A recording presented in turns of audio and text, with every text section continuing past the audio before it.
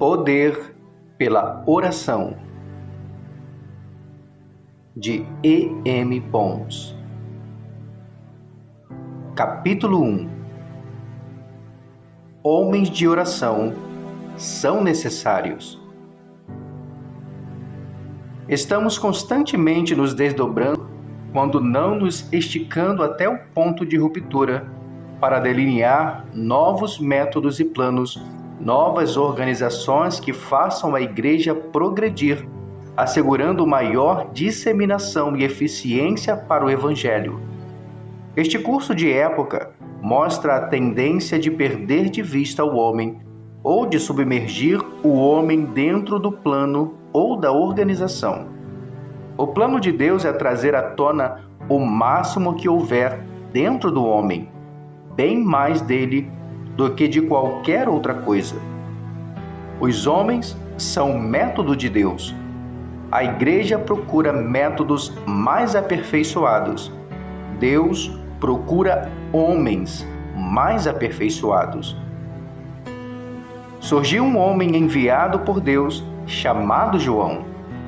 João 1:6.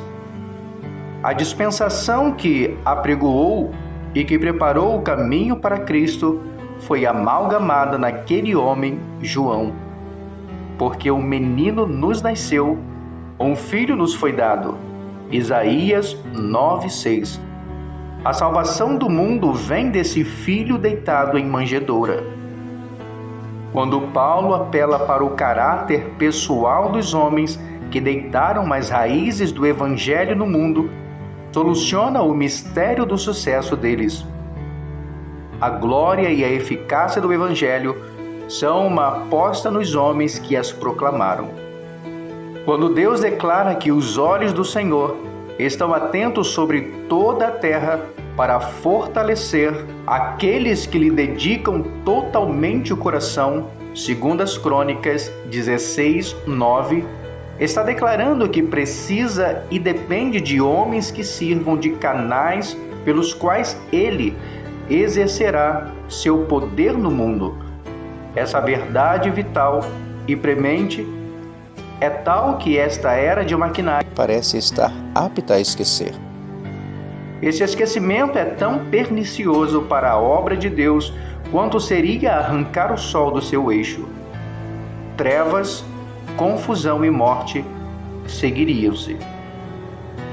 O que a Igreja precisa hoje não é de maquinário ou maquinário aperfeiçoado, nem de novas organizações ou de mais e melhores métodos, mas de homens que o Espírito Santo possa usar. Homens de oração, homens poderosos na oração. O Espírito Santo não flui por intermédio de métodos, e sim por meio de homens. Não desce sobre maquinário, mas sobre homens.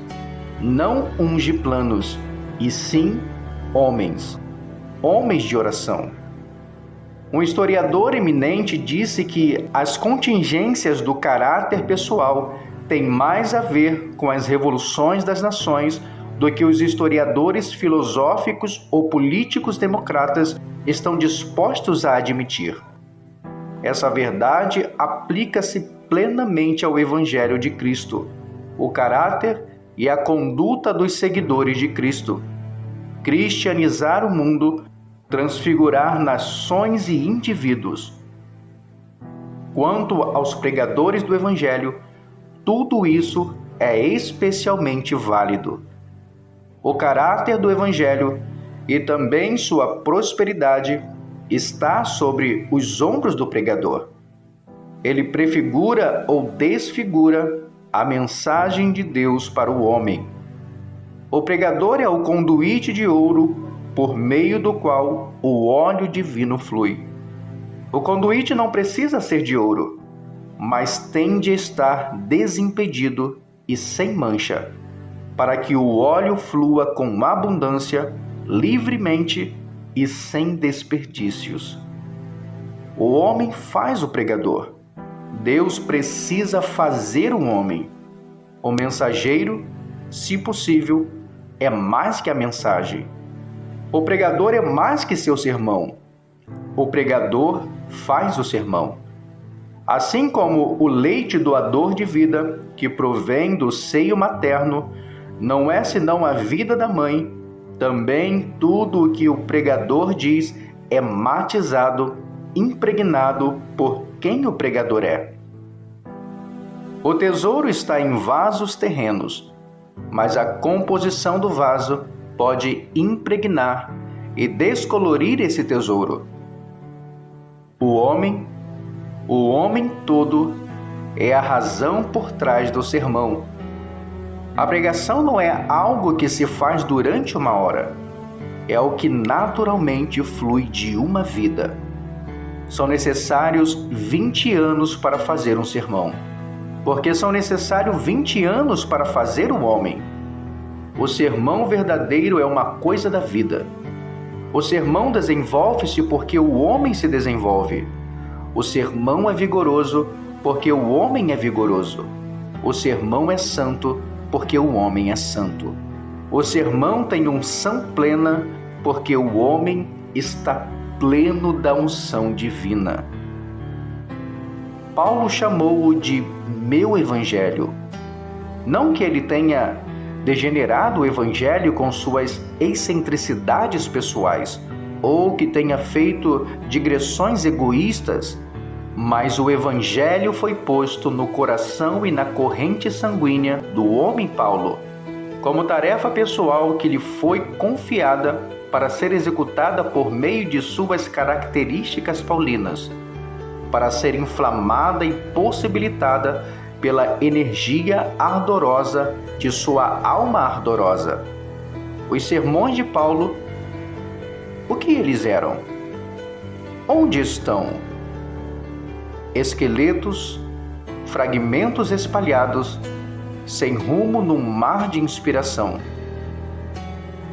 Mas o homem Paulo, maior que seus sermões, vive para sempre, em plena forma, traços e estatura, dando forma à igreja com a mão. A pregação não é senão uma voz. A voz no silêncio morre. O texto é esquecido.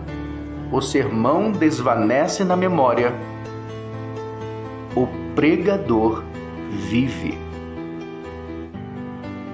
O sermão não consegue se elevar acima do homem usando as forças que lhe dão vida. Homens mortos pregam sermões mortos, e sermões mortos matam. Tudo depende do caráter espiritual do pregador. Debaixo da dispensação judaica, o sumo sacerdote usava um diadema de ouro com letras compostas por joias, santidade ao Senhor. Então, cada pregador no ministério de Cristo precisa ser moldado e adotar como viga mestra esse mesmo lema. É uma vergonha ímpar para o ministro cristão ver sua santidade de caráter e de objetivos se rebaixarem em relação ao sacerdócio judaico. Jonathan Edwards disse: prossegui avidamente na minha busca por mais santidade e conformidade com Cristo. O céu que desejava era um céu de santidade. O Evangelho de Cristo não progride por ondas populares, não tem nenhum poder de autopropagação. Ele vai adiante à medida que vão adiante os homens encarregados do Evangelho. O pregador precisa personificar o Evangelho. Suas características divinas e mais diferenciadas precisam estar corporificadas nele. O poder de constrangimento que o amor tem deve estar no pregador com força arrojada, excêntrica, inteiramente sob comando e indiferente a si mesma. A energia da autonegação precisa ser seu ser, seu coração, sua carne e seu sangue. Deve prosseguir como homem entre homens, vestido de humildade, subsistindo em mansidão, prudente como a serpente, inofensivo como a pomba. Os vínculos de um servo com o espírito de um rei que se porta de maneira elevada, real e independente, tendo a simplicidade e a doçura de uma criança. O pregador precisa lançar-se com todo o abandono de uma fé perfeita, que se esvazia a si mesmo e de um zelo autoconsumidor em sua obra pela salvação dos homens. Mártires compassivos, intrépidos e de coração terno devem ser homens que pegam uma geração e dão a ela forma para Deus. Se o tempo para servir for reduzido, se forem pessoas que buscam posições, se forem pessoas que agradam ou temem os homens, se tiverem uma fé débil em Deus ou em sua palavra, se a negação se quebrar por qualquer fase do eu ou do mundo, essas pessoas não podem incumbir-se da igreja nem da palavra de Deus. A pregação mais aguçada e intensa do pregador deve ser ele mesmo. Sua obra mais difícil, delicada, laboriosa e completa deve ser consigo. O treinamento dos 12 discípulos foi a obra grandiosa, difícil e duradoura de Cristo. Os pregadores não são fabricantes de sermões, mas fazedores de homens e fazedores de santos. E só está bem treinado para essas questões aquele que fez de si um homem e santo. Não é de grandes talentos, grandes conhecimentos, nem de grandes pregadores que Deus precisa, mas de homens grandes na santidade, grandes na fé, grandes no amor, grandes na fidelidade, grandes em favor de Deus. Homens que sempre preguem sermões santos no púlpito, com a vida santa que daí resulta. Estes podem moldar uma geração para Deus. Seguindo essa ordem, formaram-se os primeiros cristãos. Eram homens de moldes sólidos, pregadores que seguiam um tipo celestial, heróicos, valentes, soldados e santos. Pregar com eles significava autonegação, autocrucificação, a ocupação grave e laboriosa de mártir. Eles se aplicaram de tal forma que foram consumidos de cuidados com a própria geração e formaram para Deus em seu ventre uma geração ainda por nascer. O homem que prega deve ser um homem que ora. A oração é a arma mais poderosa do pregador, uma força todo-poderosa em si, que traz vida e força a tudo. O sermão verdadeiro é feito em um aposento recluso. O homem de Deus, faz-se em um aposento recluso. Sua vida e suas convicções mais profundas nasceram da comunhão secreta com Deus. A onerosa e lacrimosa agonia de seu espírito, suas mensagens mais sólidas e doces, foram obtidas na solitude com Deus. A oração faz o homem. A oração faz o pregador. A oração faz o pastor. O púlpito destes dias é fraco na oração. O orgulho da aprendizagem levanta-se contra a dependência da oração humilde. É demasiadamente frequente a oração alcançar o púlpito apenas oficialmente, a execução de uma rotina no culto.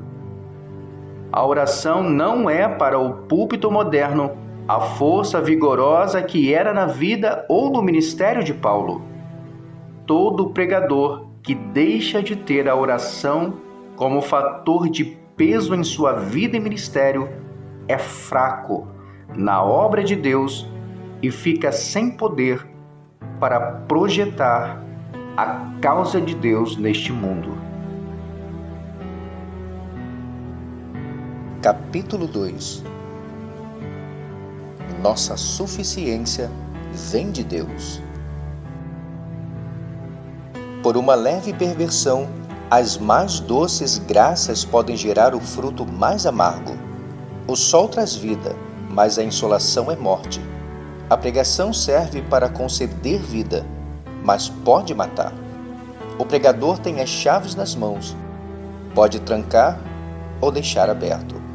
A pregação é a grande instituição de Deus para o plantio e o amadurecimento da vida cristã. Quando conduzida de maneira correta, não há como descrever os benefícios. Quando conduzida inapropriadamente, nenhuma maldade consegue sobrepujar os danos resultantes. É coisa fácil destruir o rebanho se o pastor é incauto ou se os pastos estão arrasados. É fácil capturar a fortaleza se as sentinelas estão dormindo ou se a comida e a água foram envenenadas. Investido de tais prerrogativas graciosas, exposto a maldades tão grandes, envolvendo tantas e solenes responsabilidades, seria uma paródia sobre a sagacidade do diabo e uma difamação de seu caráter e reputação se ele não se valesse de suas peritas influências para adulterar o pregador e a pregação. Diante disso tudo, a exclamação feita por Paulo em forma de pergunta, mas quem está capacitado para tanto? 2 Coríntios 2,16 nunca perde a atualidade. Paulo diz: nossa suficiência vem de Deus, que nos capacitou para sermos ministros de uma nova aliança, não da letra, mas do Espírito, pois a letra mata, mas o Espírito vivifica. 2 Coríntios 3,6. O ministério verdadeiro é tocado, capacitado e feito por Deus. O Espírito de Deus está sobre o pregador em poder de unção, o fruto do Espírito está em seu coração. O Espírito de Deus vitalizou o homem e a palavra. Sua pregação traz vida, dá vida como a nascente de água da vida, traz vida como a ressurreição traz vida, dá vida abrasadora como o verão dá vida abrasadora, traz vida frutífera como o outono traz vida frutífera. O pregador que transmite vida é um homem de Deus, cujo coração nunca se sacia de Deus, cuja alma está sempre se esforçando para seguir a Deus, cujos olhos se concentram unicamente em Deus. Pelo poder do Espírito de Deus que habita nele, sua carne e seu mundo foram crucificados e seu ministério assemelha-se à correnteza generosa de um rio que traz vida. A pregação que mata é uma pregação não espiritual. A capacidade de pregar não vem de Deus. Fontes inferiores a Deus a energizam e estimulam. O Espírito não se evidencia no pregador nem em sua pregação. Diversos tipos de forças podem ser projetadas e estimulados pela pregação que mata, mas não são forças espirituais. Elas podem guardar semelhança com as forças espirituais, mas não passam de sombras, de imitações. Parecem ter vida, mas vida magnetizada. A pregação que mata é a letra. Pode estar em boa forma e bem ordenada, mas ainda é a letra árida e áspera, a concha vazia e desprovida de enfeites. A letra pode ter o germe da vida dentro de si, mas não tem o sopro da primavera para evocá-la. São sementes de inverno, tão rígidas quanto o solo do inverno, sem qualquer degelo nem germinação em volta delas. A pregação pela letra tem a verdade, mas até mesmo a verdade divina não carrega sozinha a energia doadora de vida. Precisa ser energizada pelo Espírito, com todas as forças de Deus a dar-lhe suporte. A verdade que não foi vivificada pelo Espírito de Deus mortifica tanto quanto o erro, ou ainda mais. Pode ser a verdade sem outras adições, mas sem o Espírito, sua sombra e toque são mortais. É o erro da verdade, é a luz das trevas. A pregação na letra não tem unção, não é suavizada nem azeitada pelo Espírito. Pode haver lágrimas, mas as lágrimas não fazem o maquinário de Deus funcionar. Talvez as lágrimas não passem de um sopro de verão em um iceberg coberto de gelo, nada além de lodo, neve misturada com sujeira. Pode haver sentimentos e dedicação, mas é a emoção do ator e a dedicação do advogado de defesa. O pregador pode sentir o alumiar de suas próprias fagulhas, ser eloquente com sua própria exegese, dedicado na entrega do produto de seu próprio cérebro. O professor universitário pode usurpar o lugar e imitar o fogo do apóstolo. O cérebro e os nervos podem ajeitar o lugar e falsificar a obra do Espírito de Deus, e por meio dessas forças a letra pode irradiar luz e lampejar como texto iluminado. Mas a irradiação e o lampejo serão tão desprovidos de vida quanto os campos semeados com pérolas. O elemento mortificante jaz por trás das palavras, do sermão, da ocasião, dos modos e da ação. O grande impedimento para o pregador é ele mesmo. Não tem em si as poderosas forças geradoras de vida. Pode não haver nenhum descrédito na sua ortodoxia, honestidade, inocência ou dedicação. Mas, de alguma maneira, o homem interior, em seus lugares secretos, nunca se quebrantou nem se rendeu a Deus. Sua vida interior não é um caminho largo para a transmissão da mensagem de Deus, do poder de Deus. De algum jeito, é o eu, não Deus, quem governa o Santo dos Santos. Em algum lugar que nunca chega à consciência, algum elemento não condutor da espiritualidade tocou sua vida interior e a corrente divina foi sugada. Sua vida interior nunca diagnosticou a completa bancarrota espiritual, a perfeita ausência de poder.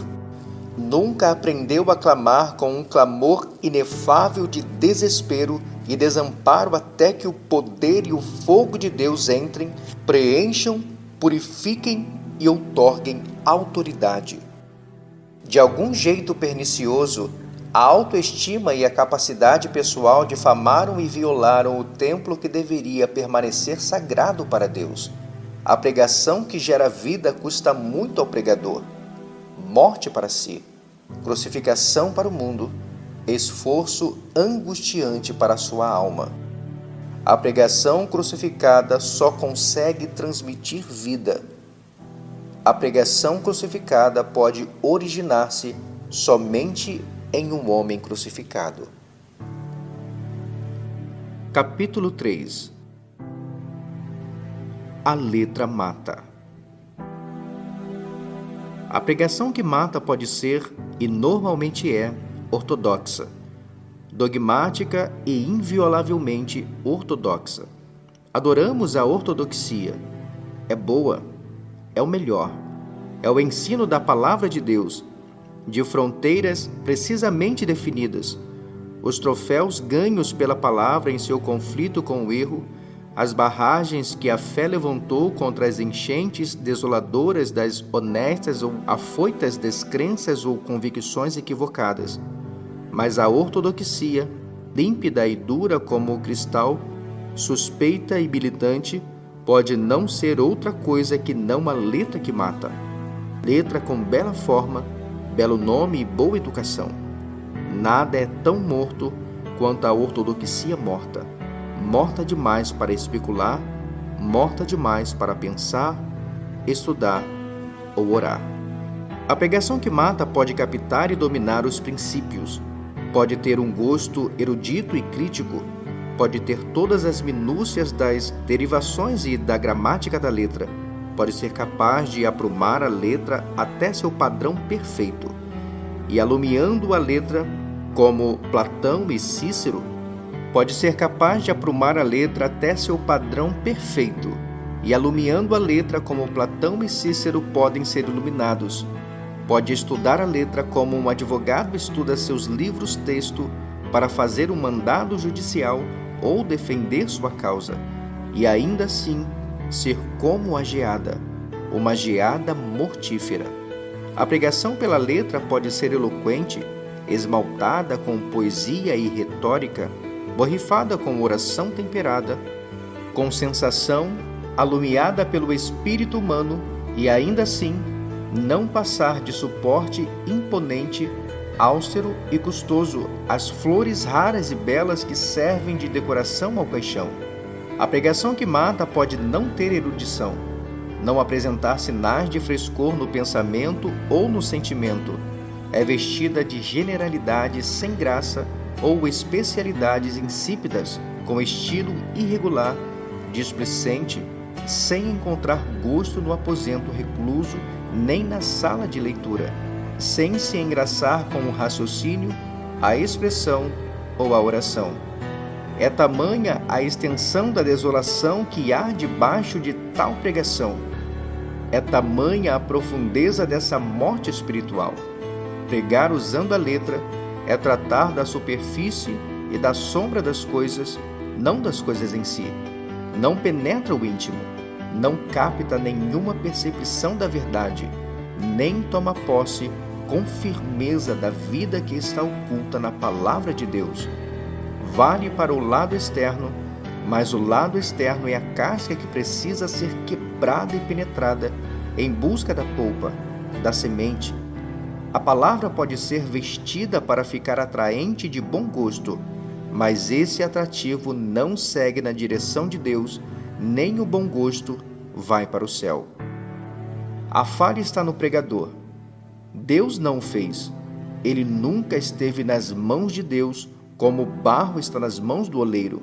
Ele fica atarefado por causa do sermão, em seu raciocínio e finalização, nas forças atrativas e comoventes, mas as coisas profundas de Deus nunca foram buscadas, estudadas, sondadas, nem experimentadas por ele. Ele nunca esteve diante do alto e sublime trono, nunca ouviu o cântico do serafim, nunca viu nem sentiu o afluxo impetuoso causado pela santidade sublime, nem clamou como quem se entrega ao desespero pela sensação de fraqueza e culpa. Também não teve a vida renovada, o coração tocado, espiado, inflamado pelo carvão em brasa vindo do altar de Deus. Seu ministério pode atrair pessoas para ele, para a igreja, para a forma e a cerimônia, mas não há verdadeira atração a Deus, pois a comunhão doce, santa e divina não é incitada. A igreja tem afrescos, mas não foi edificada. Recebeu agrados, mas não foi santificada. A vida é suprimida. Um calafrio sopra no ar do verão. O solo vira uma carapaça. A cidade de nosso Deus torna-se a cidade dos mortos. A igreja, um cemitério, não um exército montado para a guerra. O louvor e a oração ficam sufocados. A adoração é morta. O pregador e a pregação incentivam o pecado, não a santidade, e o inferno bem populoso, não o céu. A pregação que mata é a pregação sem oração. Sem oração, o pregador gera morte, não vida. O pregador que é débil na oração é débil nas forças que geram vida. O pregador, aquele que abandonou a oração como elemento patente e em grande medida predominante em seu próprio caráter, privou com um corte rente sua pregação da força de gerar vida que lhe é característica. Sempre haverá aqui e ali quem ore profissionalmente, mas a oração profissional ajuda a pregação a cumprir sua obra mortífera. A oração profissional é gélida, matando tanto a pregação quanto a oração. Na oração congregacional, muito da devoção displicente, das atitudes preguiçosas e irreverentes são atribuíveis à oração profissional no púlpito. Longas, discursivas, Áridas e fúteis são as orações em muitos púlpitos. Sem unção nem oração, elas caem com indiferença mortífera sobre as graças da adoração. São orações familiarizadas com a morte. Todo e qualquer vestígio de devoção pareceu em seu fôlego. Quanto menos vida houver, mais longas serão. Uma convocação para oração breve, oração viva, oração de coração sincero, oração por meio do Espírito Santo, direta, específica, ardente, simples, fervorosa no púlpito. Está na ordem do dia. Uma escola que ensinasse os pregadores a orar da maneira que Deus leva a oração em consideração traria mais benefícios para a santidade verdadeira, para a adoração verdadeira e para a pregação verdadeira que todos os seminários teológicos. Pare, faça uma pausa, reflita. Onde estamos? O que estamos fazendo? Pregando para matar? Orando para matar? Orando para Deus, o Deus grandioso, o Criador de todos os mundos, o Juiz de todos os homens. Que reverência! Quanta simplicidade! Que sinceridade! Quanta verdade se exige nos aspectos interiores! É tanta a legitimidade que precisamos ter, quanto vigor sincero. Orar a Deus é a atividade mais nobre, o mais altivo esforço do homem, a mais verdadeira das coisas. Não deveríamos abandonar para sempre a pregação execrável que mata e a oração que mata para começar a fazer o que é legítimo, a coisa mais poderosa? A oração em espírito de oração, pregação que gera vida, fazendo que a força mais poderosa se ancore no céu e na terra, que retira do tesouro de Deus, tesouro inexaurível e aberto, em favor das necessidades e penúrias do homem? Capítulo 4. Tendências a serem evitadas. Existem duas tendências extremas no ministério. Uma é fechar-se para intercâmbios com as pessoas. O monge e o ermitão são ilustrações dessa atitude. Eles ficam reclusos, sem contato com os homens para passar mais tempo com Deus. Como é evidente, eles fracassam. Nossa presença com Deus só tem utilidade quando entendemos os impagáveis benefícios aos homens, seja para pregadores, seja para o povo. Esta época não tem muitas pretensões quanto a Deus. O Senhor não é assim o nosso desejo ardente. Ficamos reclusos para estudar, tornamo-nos estudantes, devoradores de livros da Bíblia, preparadores de sermão, conhecidos pela literatura, pela reflexão e pelos sermões. Quanto ao povo e a Deus, onde estão? Fora do coração, fora da mente. Os pregadores que são grandes pensadores e grandes estudiosos precisam ser grandes na oração. Caso contrário, serão os maiores dos apóstatas, profissionais desalmados, racionalistas, menores que o menor dos pregadores aos olhos de Deus. A outra tendência é popularizar inteiramente o ministério. Ele já não é um homem de Deus, mas um homem dos afazeres humanos do povo. Não ora porque sua missão é com as pessoas. Se puder mover as pessoas, criar um interesse, uma sensação quanto à religião, o interesse no trabalho da igreja, fica satisfeito. Seu relacionamento pessoal com Deus não é um fator em seu trabalho. A oração ocupa pouco ou nenhum espaço em seus planos. A calamidade e a ruína de tal ministério não podem ser descritas usando a aritmética terrena. Aquilo que o pregador é, em oração para Deus, para si, para seu povo, assim é seu poder para fazer o bem duradouro para os homens.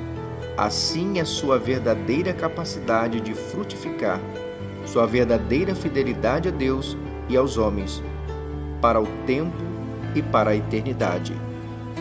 É impossível o pregador manter esse espírito em harmonia com a natureza divina de seu alto chamado sem muita oração.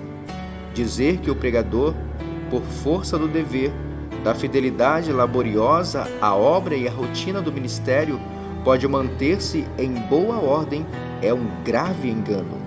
Até mesmo a preparação de sermões, incessante e onerosa como arte, como dever, como trabalho ou como prazer, acaba por monopolizar e endurecer o coração. E também acaba por desafeiçoar o coração de Deus pela negligência da oração.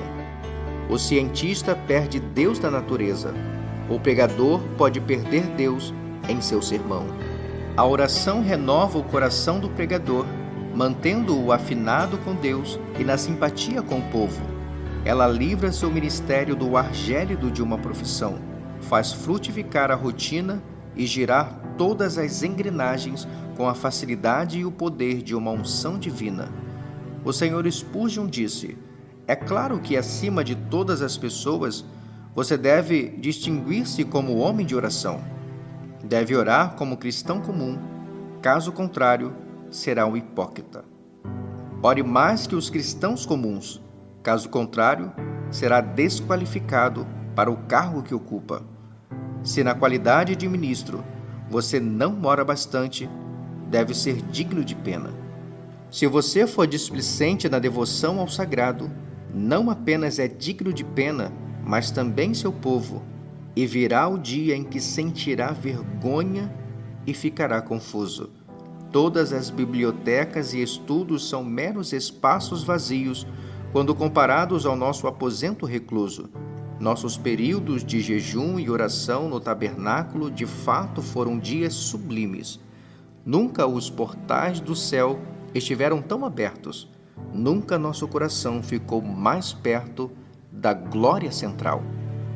A oração que dá ao ministério um espírito de oração não é a pouca oração aromatizada, que lhe dá um gostinho de satisfação pessoal, mas a oração precisa estar no corpo, formar a carne e o sangue.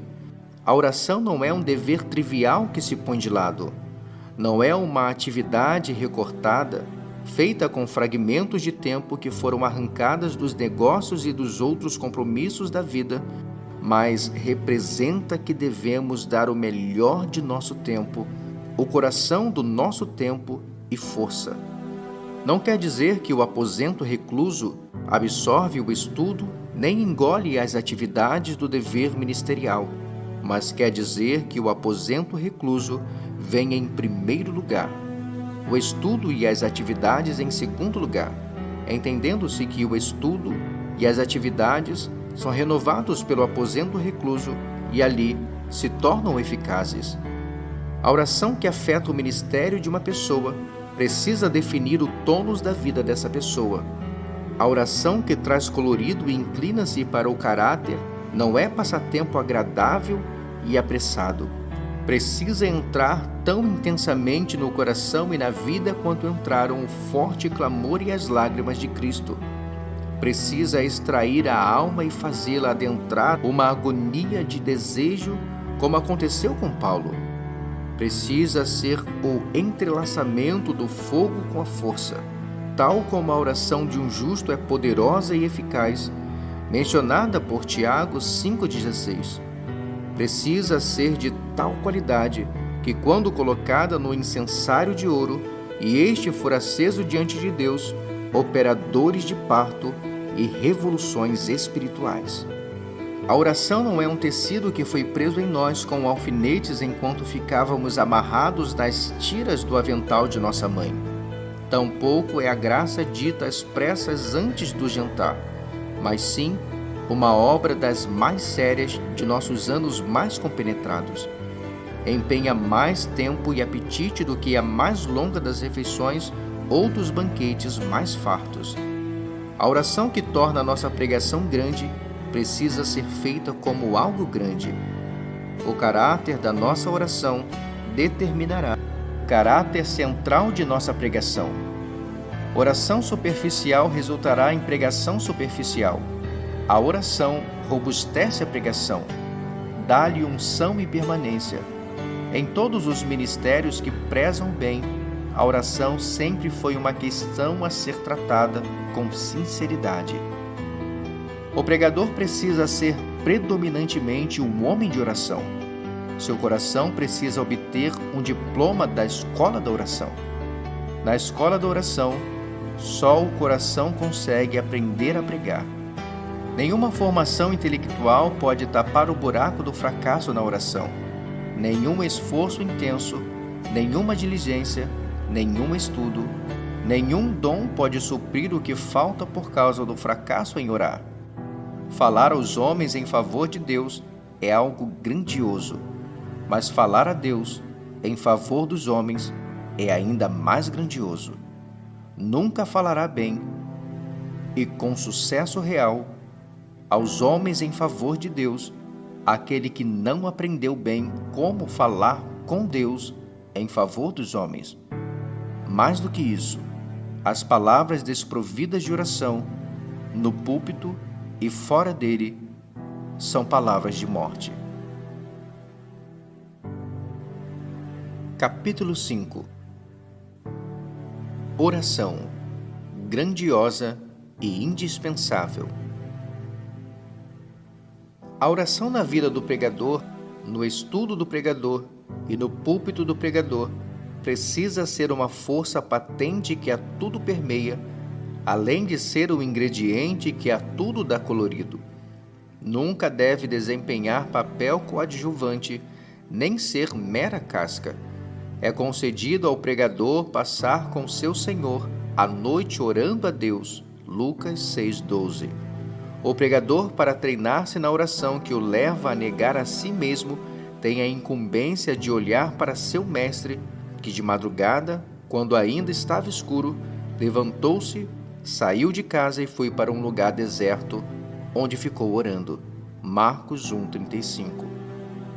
O estudo do pregador deve ser como um aposento recluso, um betel, um altar, uma visão e uma escadaria, para que cada pensamento suba aos céus antes de descer aos homens, para que cada porção do sermão possa ser aromatizada pelo ar dos céus e receba substância, porque Deus estava no estudo. Assim como o motor nunca se move antes de o fogo ser aceso, da mesma forma, a pregação com todo o seu maquinário, perfeição e lustro, está inerte e estacionária no que se refere aos resultados espirituais, até que a oração tenha acendido e criado o vapor. A textura, a fineza e a força do sermão são como resíduos, a menos que o impulso poderoso da oração esteja nele. Por meio dele e de trás dele, pela oração, o pregador deve incluir Deus no sermão. Pela oração, o pregador deve antes mover Deus em direção ao povo para depois, por meio de suas palavras, mover o povo em direção a Deus. O pregador precisa ter uma audiência com o Senhor e pronto acesso a Deus antes de obter acesso às pessoas. Para o pregador, um caminho livre para Deus é a mais firme das garantias de ter um caminho livre para as pessoas. É necessário reiterar que a oração, como mero hábito, como atividade cumprida por rotina ou profissão, é algo morto e fétido. Tal oração não possui vínculo nenhum com a oração que advogamos. Estamos enfatizando a oração verdadeira, que encaixa e inflama todos os altos elementos do ser interior do pregador. A oração que nasce na unidade vital com Cristo e da plenitude do Espírito Santo, que brota das fontes profundas e profusas da terna compaixão e da preocupação imorredoura com o bem eterno do homem. Um zelo consumidor pela glória de Deus, uma convicção plena da obra do pregador, difícil e arriscada, e da necessidade imperiosa do mais poderoso auxílio de Deus. Orar com fundamento nessas convicções solenes e profundas é a única maneira verdadeira de orar. A pregação sustentada por tal oração é a única pregação que semeia as sementes da vida eterna no coração dos homens e edifica os homens para o céu. É verdade que é possível existir pregação popular, pregação agradável, pregação encantadora, pregação com bastante força intelectual, literária e cerebral, com uma medida e forma de bem, com pouca ou nenhuma oração. Mas a pregação que assegura o propósito de Deus precisa começar na oração, desde o texto até o preâmbulo, ser entregue com energia e atitude de oração, acompanhada e tratada para que germine, e ser mantida com força vital no coração dos ouvintes pelas orações do pregador, muito depois que a ocasião tenha passado. Podemos arranjar desculpas para a pobreza espiritual de nossa pregação de diversas maneiras, mas o segredo verdadeiro se encontrará na falta de oração premente pela presença de Deus, no poder do Espírito Santo. Há inúmeros pregadores que podem pregar sermões refinados usando seus métodos.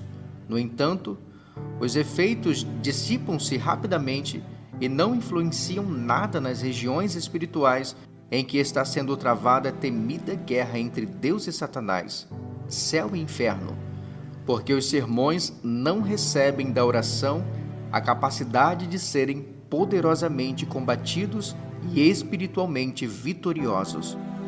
Os pregadores que obtêm resultados poderosos para Deus são os homens que prevaleceram em seus apelos para Deus antes de se aventurarem em fazer apelos aos homens.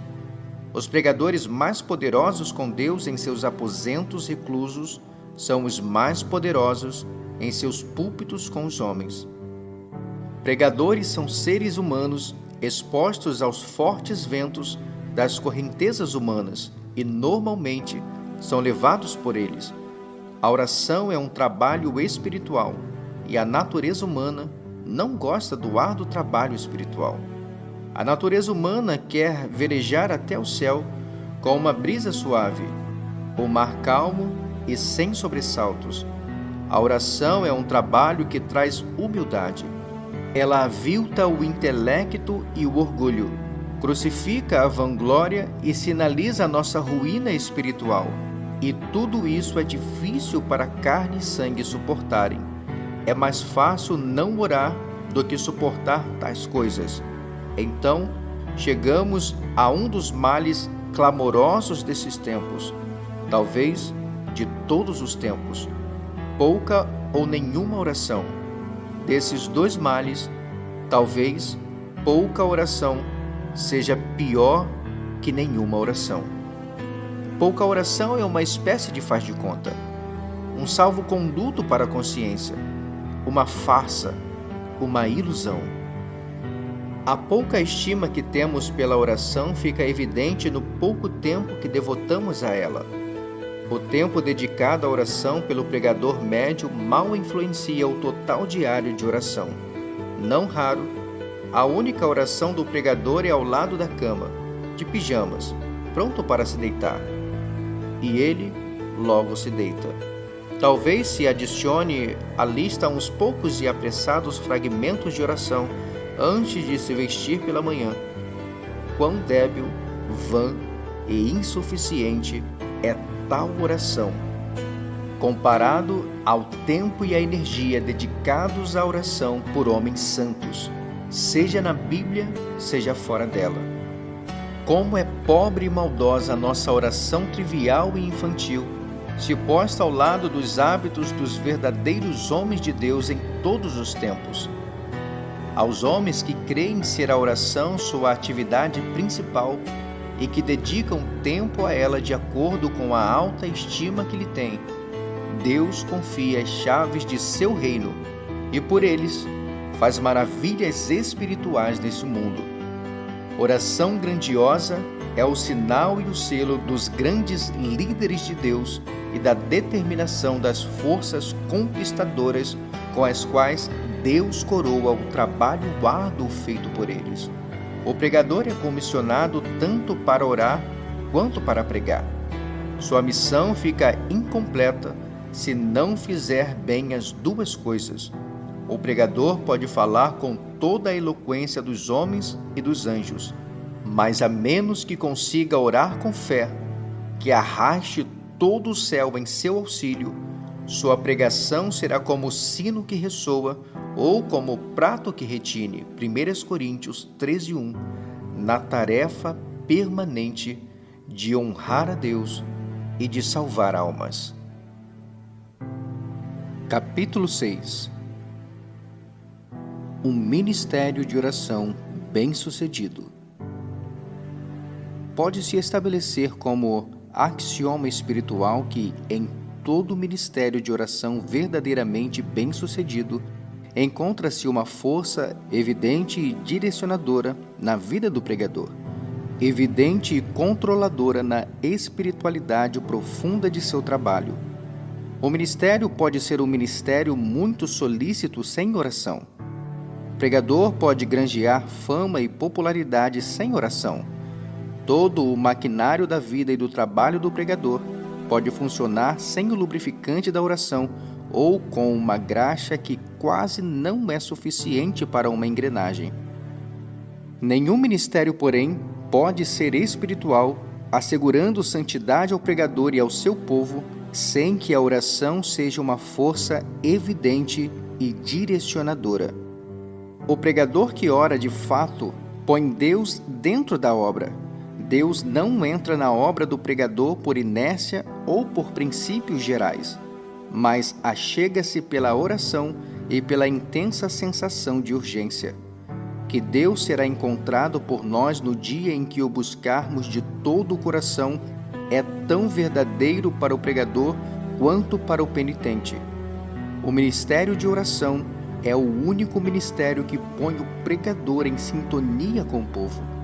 A oração une-se tão essencialmente ao humano quanto se une ao divino. O ministério de oração é o único ministério qualificado para os altos ofícios e responsabilidades do pregador. Faculdades, aprendizagem, livros, teologia e pregações não conseguem fazer um pregador, mas a oração tem essa tendência. A comissão dos apóstolos para pregar era uma lacuna em branco preenchida pelo Pentecoste, traduzida a efeito pela oração. O ministério que ora ultrapassa as regiões do popular, vai além do homem de assuntos triviais, das secularidades, da atratividade do púlpito, além do organizador ou general eclesiástico e atinge uma região mais sublime e poderosa, a região do espiritual. A santidade é o produto de sua obra. O coração e a vida de pessoas transfiguradas enaltecem a realidade e a natureza genuína e substanciosa de seu trabalho. Deus está com ele.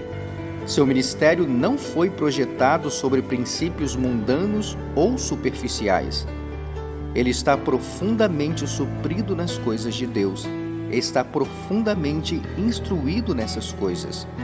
Seus longos e profundos momentos de comunhão com Deus a respeito de seu povo, aliados à agonia de um espírito que se debate, o coroaram como príncipe nas coisas de Deus. A agilidez do mero profissional há muito dissipou-se ante a intensidade de sua oração. Os resultados superficiais de muitos ministérios e o entorpecimento de outros devem ser atribuídos à falta de oração.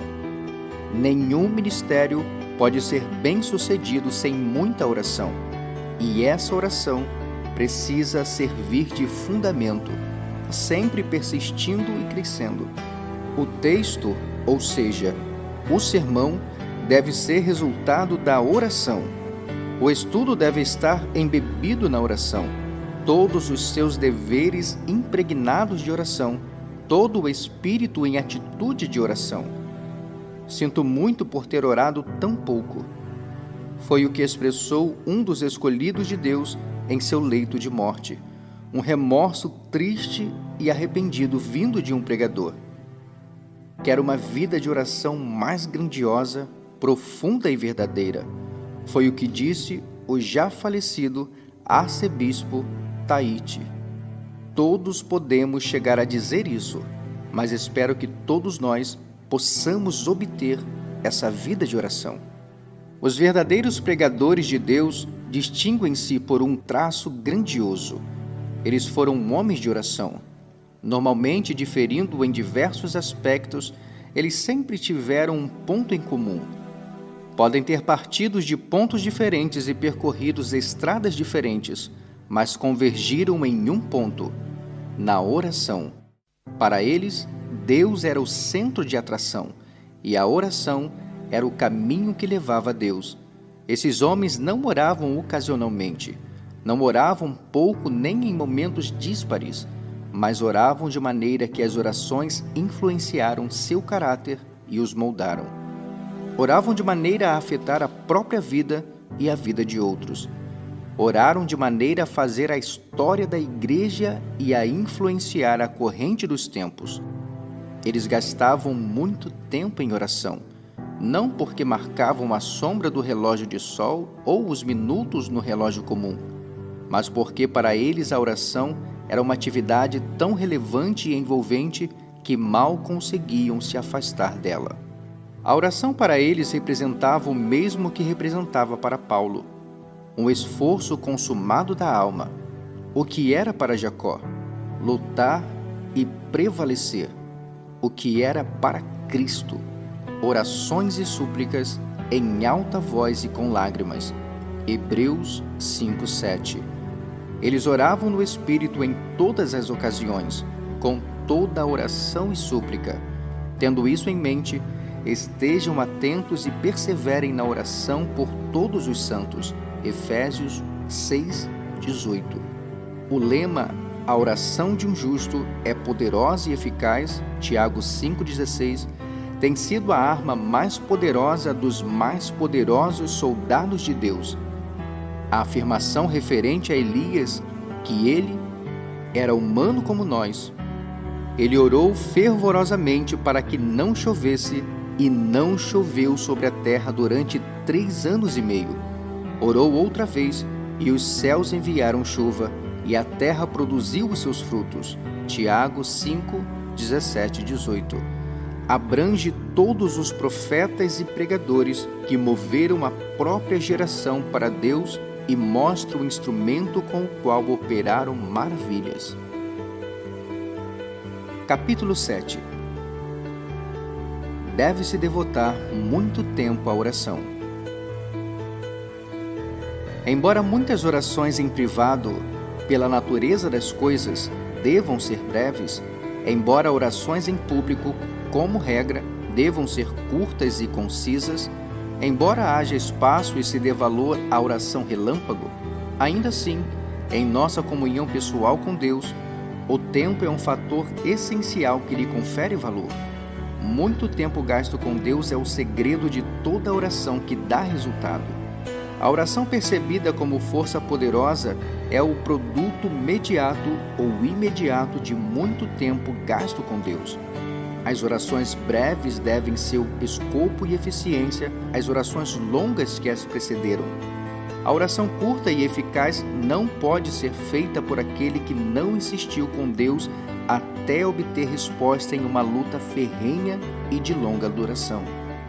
A vitória de fé de Jacó não poderia acontecer sem a luta que durou toda a noite. A familiaridade com Deus não surge de contatos esporádicos. Deus não confere suas dádivas aos transeuntes ocasionais ou apressados. Muito tempo unicamente na presença de Deus é o segredo para conhecê-lo e para influenciá-lo. Ele se inclina à persistência de uma fé que o conhece. Confere suas dádivas mais ricas àqueles que manifestam desejar essas dádivas, que as apreciam pela constância e pela avidez com que o importunam. Cristo, que nesta e em outras coisas é nosso exemplo, passou muitas noites em oração. Seu hábito era orar bastante. Ele tinha um local costumeiro de oração. Muitas sessões longas de oração compõem sua história e caráter. Paulo orava de dia e de noite. Para Daniel, orar 3 vezes ao dia Foi necessário diminuir o tempo de diversos assuntos muito importantes. Não há dúvida que as orações matinais, vespertinas e noturnas de Davi, em muitas ocasiões, eram bastante prolongadas. Embora não tenhamos detalhes sobre o tempo que esses santos da Bíblia gastavam em oração, há indicativos de que passavam muito tempo orando e, em algumas circunstâncias, longas temporadas de oração eram o costumeiro. Não desejamos que ninguém pense que o valor das orações desses homens seja medido pelo relógio, mas nosso propósito é ressaltar em nossa mente a necessidade de passar bastante tempo a sós com Deus, e que, se esse traço não foi produzido por nossa fé, então nossa fé é do tipo débil e superficial. Os homens que mais plenamente manifestaram Cristo em seu caráter e que afetaram mais poderosamente o mundo em favor dele foram os homens que gastaram tanto tempo com Deus que fizeram disso uma característica notável em sua vida. Charles Simeon denotava-se a Deus das 4 às 8 da manhã. O Sr. Wesley passava 2 horas diárias em oração. Começava às 4 da madrugada. A seu respeito, escreveu o seguinte a alguém que o conhecia bem. Ele considerava que a oração era, das suas atividades, a mais preponderante, e já o vi sair de seu aposento recluso com uma serenidade no rosto que beirava o brilho. John Fletcher manchava as paredes de seu quarto com o sopro de suas orações. Às vezes orava a noite toda, sempre, frequentemente e com grande ardor. Toda a sua vida foi uma vida de oração. Não me levantava da cadeira, disse ele, sem elevar meu coração a Deus. Sua saudação a um amigo era sempre esta: encontro-o em oração? Lutero afirmou: se não gastar 2 horas em oração todas as manhãs, o diabo obtém sua vitória naquele dia. Tenho tantos afazeres que não consigo prosseguir sem passar 3 horas em oração todos os dias. Ele tinha um lema: aquele que orou bem, também estudou bem. O arcebispo Leighton passava tanto tempo a sós com Deus que parecia estar perpetuamente em meditação. Oração e louvor eram seus afazeres e seu prazer, disse seu biógrafo. O bispo Ken passava tanto tempo com Deus que se dizia ter a alma cativada de encantos por Deus. Ele estava na presença de Deus antes de o relógio bater 3 da madrugada. O bispo Asbury disse: proponho-me a levantar às 4 da madrugada sempre que puder e passar 2 horas orando e meditando. Samuel Rutherford, cuja piedade exalava uma ainda intensa fragrância, levantava às 3 da manhã para se encontrar com Deus em oração. Joseph Alleine levantava às 4 da madrugada e orava até às 8 da manhã. Se ele ouvisse outros comerciantes ocupando-se de suas atividades antes de levantar-se, exclamava: ah, como isso me envergonha! Meu mestre não merece mais do que o mestre deles? Aquele que aprendeu bem seu ofício faz retiradas à vontade, à vista e com a aprovação do infalível banco do céu. Diz um dos mais santos entre os mais dotados dos pregadores escoceses: devo passar as melhores horas em comunhão com Deus. É minha ocupação mais nobre e frutífera, e não deve ser posta de lado. As horas da manhã, das 6 às 8, são as horas com menos interrupções e devem ser empregadas dessa maneira. Minha melhor hora é depois do chá, e essa deve ser solenemente dedicada a Deus. Não devo abrir mão do velho e bom hábito de orar antes de dormir, mas devo manter guarda alta contra o sono. Quando acordo de noite, devo levantar-me e orar. Um pouco de tempo depois do café da manhã deve ser dedicado à intercessão. Este é o plano de oração de Robert McKenney. Na oração, a memorável turma metodista faz-nos passar vergonha. Das 4 às 5 da madrugada, oração individual. Das 5 às 6 da tarde, oração individual. John Welch, o santo e maravilhoso pregador escocês, considerava o dia improdutivo caso não passasse 8 ou 10 horas em oração. Ele mantinha um xale no qual poderia se enrolar quando levantasse de noite para orar. Sua esposa queixava-se quando o encontrava deitado no chão aos prantos. Ele dizia: "Ah, mulher, tenho de dar satisfação de 3.000 almas e não sei como andam as coisas para muitas delas."